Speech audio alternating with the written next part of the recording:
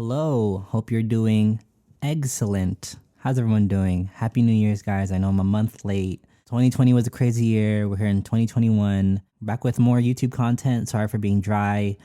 Was getting kind of busy with the move, but here I am. So I know from the title you're wondering what could be his worst fingerboard. We're going to go through the details of this specific fingerboard, deck, and company, and why I believe it's the worst one.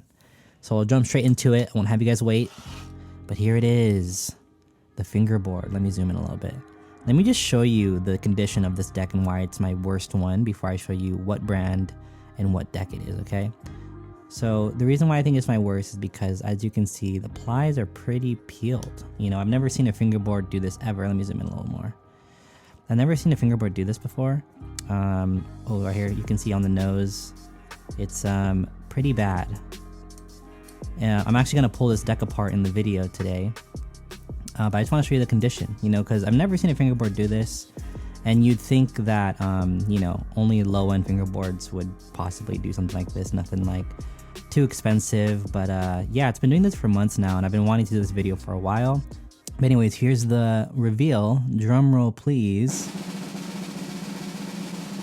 and it is your Joycult, your lovely, worshipped for some weird reason Joycult weed deck. But yeah, this is my worst fingerboard. Like, look at the condition of this, guys. I mean, I've never seen a fingerboard or skateboard actually in real life do this. But yeah, just look at this, guys. I mean, it's kind of crazy. Yeah, so you know, I've tried to, you know, ignore the fact that the plies are peeling, but I actually don't use this deck a lot just because I wanted to avoid it peeling even more. And I know you're probably thinking, have you hit up, you know, Matt or Joycult about it? And trust me, I have done my emails. You know, I've done the whole thing. I've waited for a few months for a reply. I finally did get a reply, but it was a candid response, as in like it was automated. It wasn't like a personal, you know, trying to figure out what's going on. I've even DM'd them as soon as it happened, which was mid last year. And yeah, I totally thought Joycult was a cool brand, and then I learned very quickly that, I don't know, they're kind of just like clout, you know what I mean? Like, yeah, sure, they're good wheels, you know, quote unquote, but there's a lot of good wheels in the fingerboard world now that I've, you know, gone through a fair share of companies. Like, there's Abstract Conicals are my favorite, DK, these are a lot more affordable, by the way. There's also Ill Pills, Dirty Bird fingerboard, I mean, and the list just goes on, you know. And the reason why I'm addressing this is not so much just to, like, you know, call out the company, but also just to show that, like, companies in the fingerboard world need to understand that, like, customer service is, like, just as important as the product. Like, sure, this deck went for like $60, but I mean, you tell me, do you think this is worth $60? Let's go through some lower end decks, right? Like maybe like half the price, or maybe even a quarter of the price. I have like a small little baggie here. These are my entry level decks that I have here. And let's look at the plies. So we have, this is Northern Woods, pretty thick, but as you can see, even if I tried, I couldn't even peel a ply. As well as this one from Foggy Decks. Thank you again for the cool graphic design. But yeah, see, so all these decks, as much as I want to pull these, and by the way, these are like super cheap decks. These are like maybe $5, $10, maybe reaching $20 a pop. And of course, Teak decks. None of these plies, no matter how much I even try, maybe I can waterlog them, but even with that, you know, here's a Spicy USA deck. Yeah. All of these decks, you know, could never do what this is. And I'm just bringing this up because, again, this is one of the more expensive overly priced decks, and I emphasize overly priced. Yeah, and just look at this ply, you know? So what I'm going to do in this video is kind of exciting. I'm actually going to, pretty cool, I've been wanting to put this together, so I'm going to set that up. I'm going to change this, and then after that, I'm going to peel this away, and we'll kind of dissect this overly hyped deck.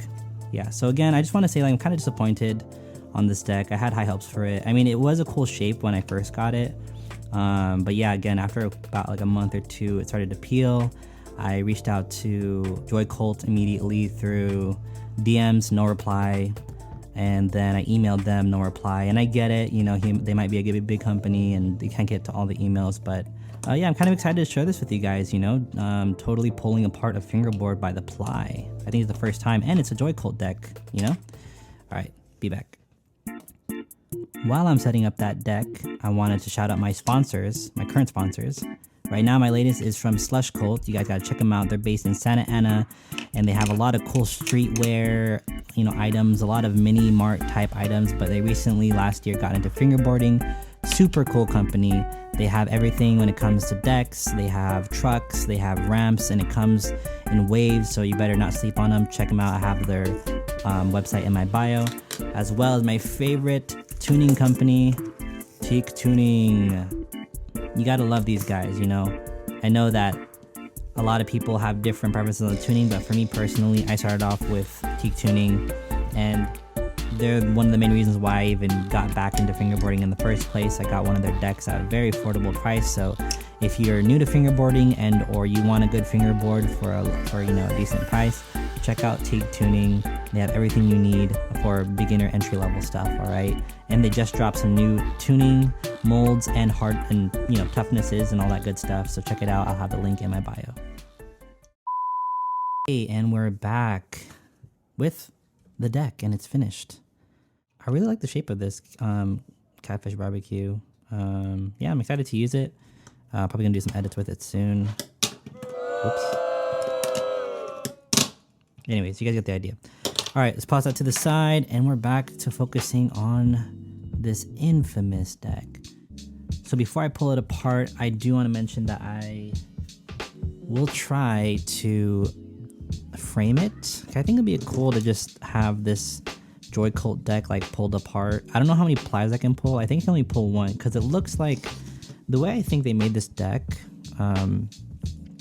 is I think it was like a regular, you know, fingerboard deck, and then instead of painting on or like, you know, doing like real wear, they just had a completely different ply and then just glued it and then stuck it, like, you know, molded it, clamped it, and then that's pretty much how these decks are made. So I don't really know how much craftsmanship really was put into this deck. If there was, I apologize. I don't mean to discredit you, but I mean,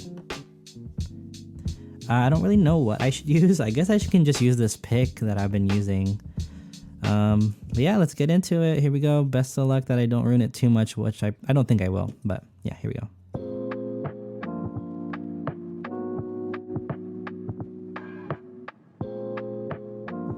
And this is almost a little too easy.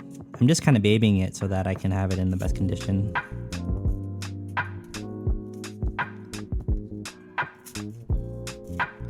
And I think a lot of you might be thinking, oh, why are you going to do that? You know, you could have saved it. And I'm like, honestly, you know, like, I have so many fingerboards, and I just don't think I have the tools to like re-glue this thing properly, you know? Oh, wow. This is so exciting. I've been waiting to do this for a while now. Look at that. Joycult. While I'm doing this, I want to emphasize... Oh, actually, there it is. Voila. Completely removed. There it is, guys. I completely just took apart this really popular fingerboard deck. But yeah, as I was saying before I completely took this apart, you know, I think Joycult, they have great marketing. They're a great company when it comes to visually, and even their wheels aren't bad. You know what I mean? I don't want to talk bad on their wheels because I think they're great. But when it comes to decks, I just don't think they should continue. Personally, I don't think they should continue. That's just my opinion, though. That can totally change upon, you know, people who have, you know, had better experiences with Joycult. I'm just not a fan of just, you know, using excuses for, you know, bad customer service and or bad products. I feel like if you're going through something as an owner, just go through that thing, you know, like announce that you won't be making stuff for a while and you'll come back so that when you are back in creating products for your customers, that it's as best as it can be. Yeah, to be honest, at this point, now that I've taken it apart, I don't even know if I really want to frame it. I don't know if it's really worth. I mean, you guys tell me, does that look cool to you? I don't know. I feel like it's kind of dumb. Or maybe like this. I guess I'll figure it out and I'll post it on Instagram. But thank you again for watching, guys. I mean, I know it's been a while, and I know this video is very different from my usual stuff, my unboxing, but I thought this would be a cool video. And yeah, just as a reminder again, if you're a deck company and you're watching this, give love to your customers, you know what I mean? And do the best you can. If you have a team doing your emails and stuff, make sure they're on point too. Yeah, guys, thanks so much for watching. I appreciate the support that you guys have given me. Continue to support whatever company you want. You know, don't just listen to me. This is just my personal experience. I mean, again, your experience with Joycult might be completely different from mine, but I just happen to be the unfortunate have to get a deck like this and then try to email them, trying to do a follow-up email, not getting anything back, and then months later getting something back candid. And I realized by that point I didn't even want to replace a deck anymore. I just thought it would be cool to just share this with the fingerboard community. As you can tell, I barely rode this deck, unfortunately. This is probably I think the second most expensive deck that I've spent money on, and now it's just what it is. It's this. I don't even know what to say anymore. But yeah, thanks for watching, guys. Catch you next time. Peace.